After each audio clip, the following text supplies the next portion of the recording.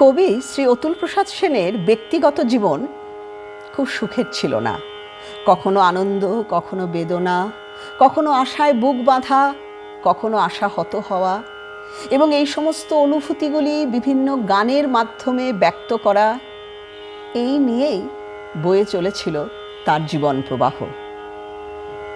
1925 সাল কবিপত্নী হেমকুসুম অভিমানে তার পুত্র দিলীপ কুমারকে নিয়ে কবির লখনৌর বাসভবন ছেড়ে বাস করছেন দেরাদুনে গিয়ে। সেই সময় একদিন টাঙ্গা থেকে পড়ে গিয়ে হেমকুসুমের হাড় ভেঙে যায়। তিনি খুবই অসুস্থ হয়ে পড়েন। কবি ছুটে যান দেরাদুনে। দীর্ঘদিন চলবে চিকিৎসার সমস্ত বন্দোবস্ত করে কবি ফিরে আসেন লখনৌতে তার কর্মস্থলে। কিন্তু হেমকুসুমের পা সম্পূর্ণরূপে ভালো হলো না।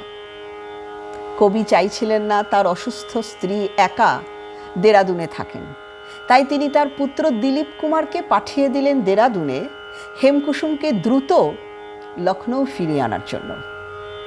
এবার রাজি হলেন হেমকুসুম। আনন্দে ভরে উঠল কবির মন। অনেক আশায় বুক বেঁধে লিখলেন একটি আনন্দের গান, মোর আঙিনায় আজি পাখি গাহিল একি গান।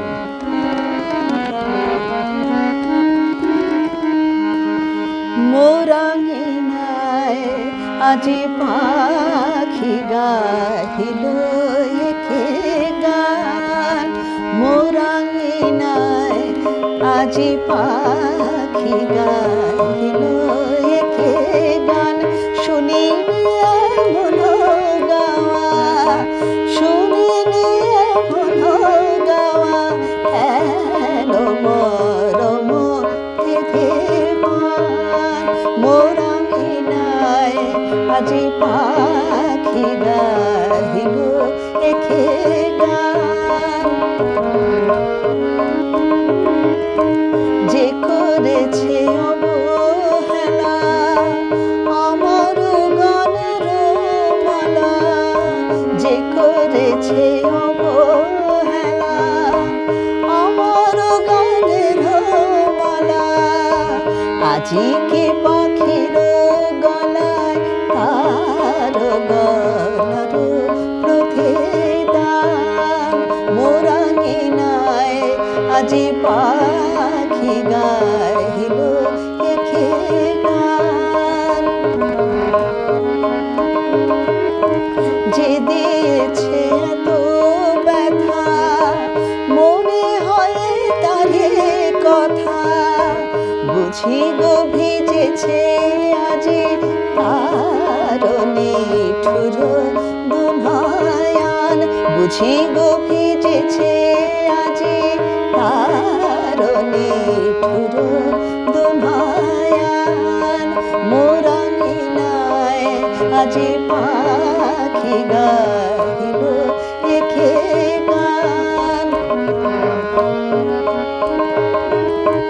বলে রে অজানা পাখি তুই তোর দূত নাকি, বলে রে অজানা পাখি তুই তোর দূত নাকি, এতদিনে ভাঙিল কি তার গভীর অভিমান। মোর আঙিনায় আজি পাখি গাহিল একি গান। মোর প্রাণের গানটি শিখে বনে যাতে মনের পাখি, বুঝাই কহি সে তারে আমি তার লাগিয়া ধরে প্রাণ, বুঝাই কহি সে তারে আমি তার লাগিয়া ধরে প্রাণ। মোর আঙিনায় আজি পাখি গাহিল একি গান। শুনিলে মন গাওয়া, শুনিলে মন গাওয়া, হেন মরম ভেদেবান। মোর আঙিনায় আজি পাখি গাহিল একি গান। আজ পাখি গাইল একে